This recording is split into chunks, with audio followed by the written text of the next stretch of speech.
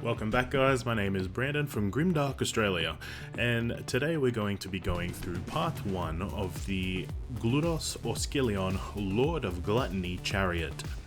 Now, this tutorial will be available in 3 parts. Part 1 will be available free to the public, and if you want to keep up with parts 2 and 3, you'll have to catch those over on my Patreon.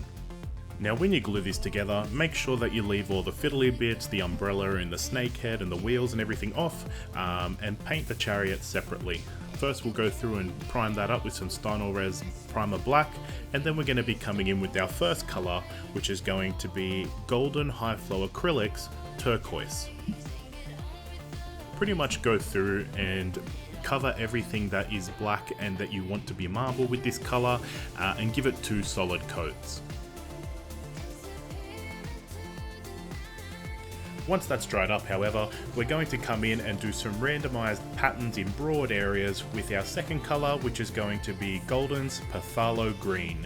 Now, when you go through and do this, try and leave some of our previous turquoise colour in the recesses and towards the edges, or even in some centre bits if you like. This is all to flavour. But wherever you put this Phthalo Green, make sure you go through and do a second coat to help reinforce that colouring.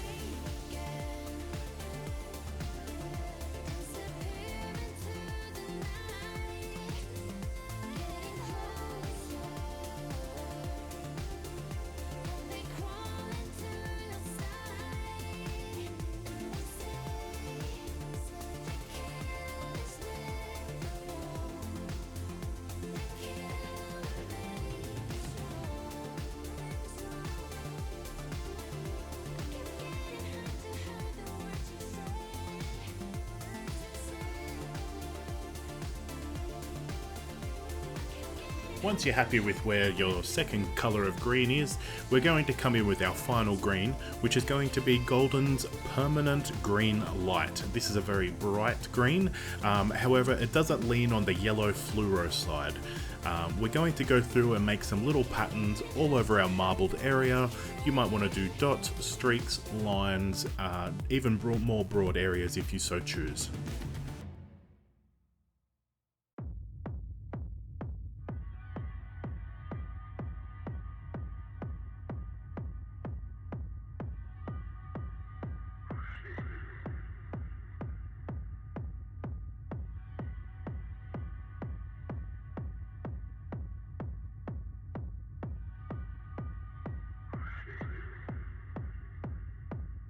Now, just a note here, I will go through and touch up some of the permanent light green that I've laid on, just to help reinforce the brightness of those colours. This is really important for our next step that we're going to do, and will help give those different colour transitions of greens beneath our white marbled surface.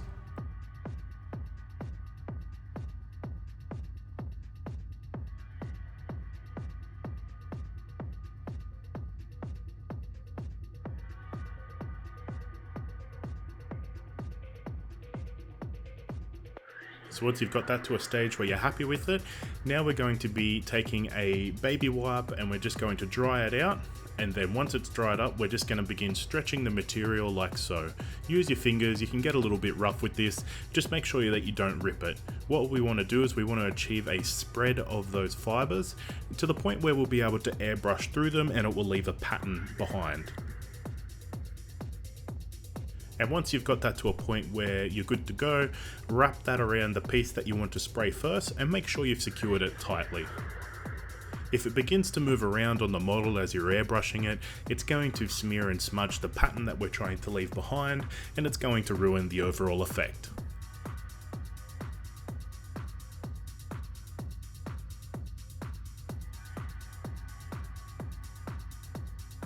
Once you're ready to go, we're going to go through with our first colour, which is going to be Vallejo Game Air's Cold Grey. And we're just going to spray this in rather broad strokes over everything that the baby wipe is covering.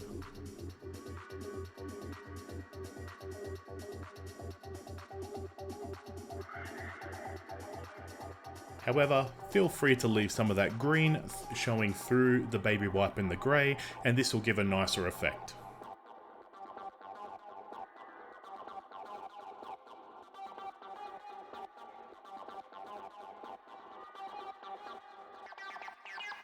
Once we're done with our cold grey, we're going to be coming through with a highlight colour of Vallejo Game Air's Wolf Grey. And we're just going to spray that spontaneously around the entire piece, trying to pick up some white highlights around our marbled area. Once you've got that to a point that you're happy with it, let that dry completely. Once it's dried up, when you try to take the baby wipe off, it should feel a little bit stiff. Just rip it off like a band-aid and get it off. And then as you can see, we have an amazing effect of marbling underneath. However, that is just the beginning. We still need to go through and do this up a little bit more. What you might notice is that when you pull the baby wipe away, it leaves behind some of those fibres. Now you can either go through and pick a lot of these off and do that. I choose to just pick off the little bits and then I go through and I just seal the rest of them in. And once you're done with all your marbling, we're going to go through very carefully and somewhat tediously, go through and do all our gold trimming. For this we'll be using Vallejo's Liquid Gold's Aura Gold. Now this paint has awesome coverage. You generally only need one, maximum 2 coats, and it does thin down with isopropyl alcohol. I know a lot of people put complaints in saying that this gold is really hard to work with, but it's really not. Don't be afraid to try it, guys. Just make sure you've got some brushes that you don't mind getting damaged from the gold and from the alcohol, and just go slowly with it.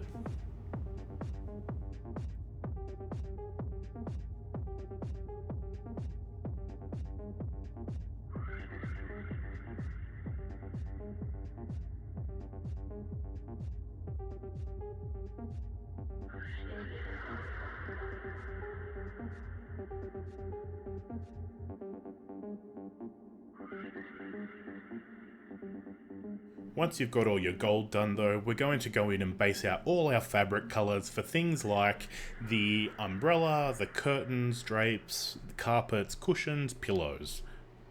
Now we're just going to be doing that with Vallejo's Royal Purple. Go through and give all of that 2 solid coats and just go ahead and airbrush the carpets and pillows that are already on the base. Now you may have already painted the gold around it, but don't be afraid to get a little bit of overspray. You can just add a little bit more gold to cover those up. This will be a good practice session for you and your trigger control with your airbrush. Once you've got your base coats of Royal Purple down, we're going to be coming in with Xerxes Purple by Citadel. Now, if you have Royal Purple in the airbrush still, feel free just to add a little bit of white, pink, yellow, whatever, to mix up that colour to get a little bit of a brighter one. Now when you go through and highlight, the only thing I would say is with the umbrella, just aim for the top and centermost parts of those fabrics. With the curtains, hit the bottom halves, and with the carpet and the pillows, just hit the centers.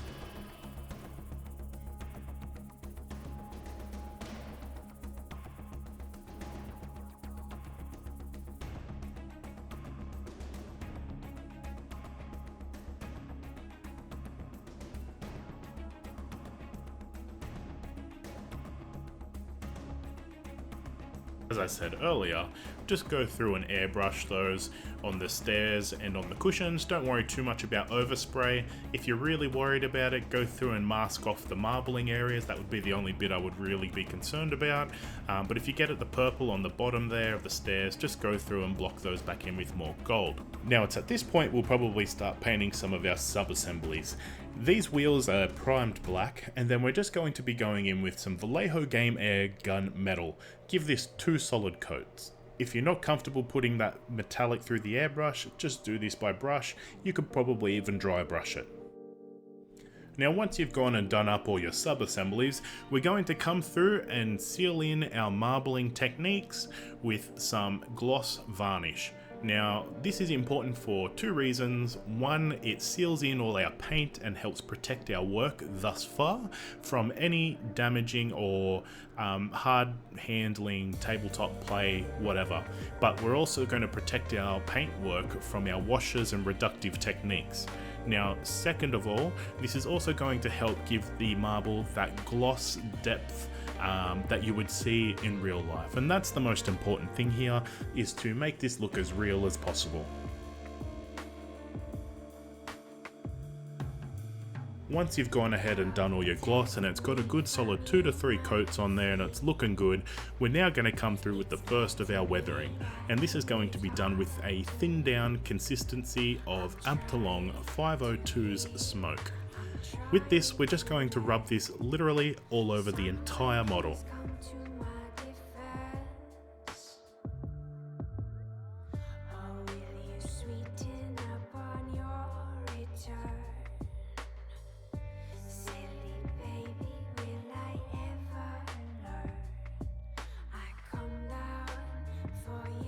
One thing to note here, however, is that when I go through and do this, I will leave this off of the center parts of any of the marbling.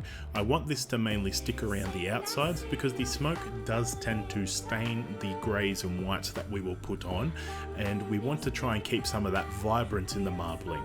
Even though we're going for a grimdark chariot, it doesn't mean that the piece can't be beautiful.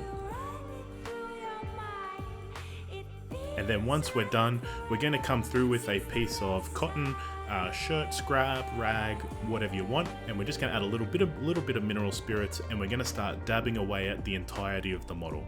Alternatively, you could do this with a Q-tip. It might take you a lot longer to get it done. Your effect may be better if you do this in small pieces, but with a cotton piece of cloth, we can go through and just do one wipe and get the best bang for our buck for time.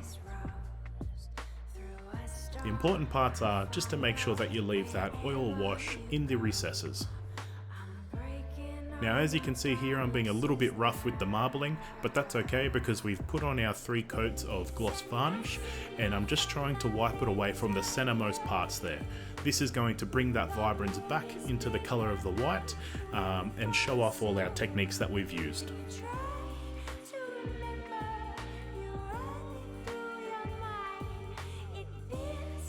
If you wipe too much away, you can go back in and you can fix some bits and pieces up, but what I want to show you here is that you can also go in with your Q-tip and you can really rub it away from the centermost parts of everything. So from the stairs there where you can't get your cloth in, we can go with the Q-tip and we can just dab away a little bit. Don't pull it all away, we want to leave some color variations there and leave some dirt and muck there as well.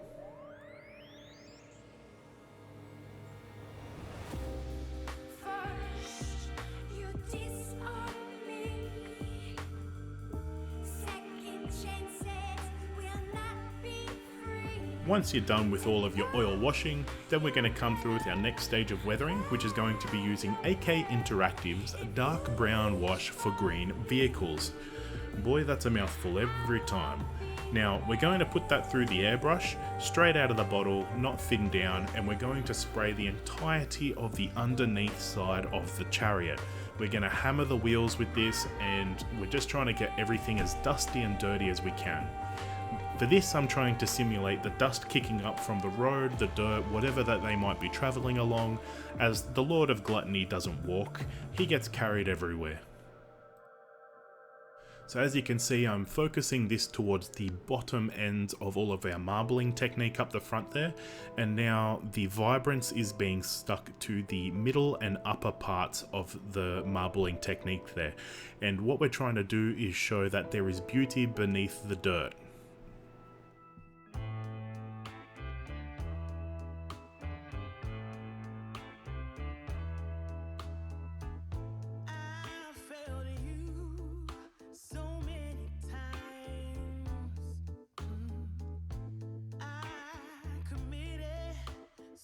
You could also go through and do some spontaneous sections on the upper parts of the chariot in the gold, just to add some colour and tonal variations to the gold, the purples and the marbling up top, and to help also simulate dirt and dust build up as the chariot goes through and marches along into the strides of battle.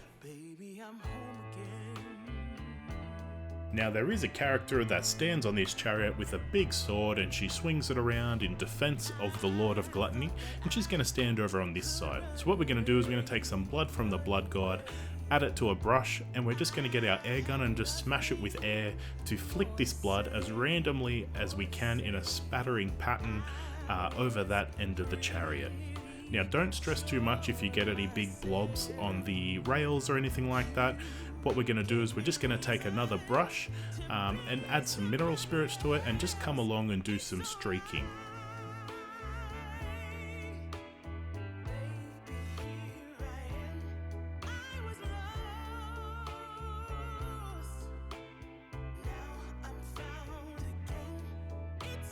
So just take any big globbed bits, just do some streaking with a brush and mineral spirits, pull it down, drag it up, spread it around, and then that'll help give a little bit more randomness to the effect and show that there's been a little bit more slaughter and carnage over that end.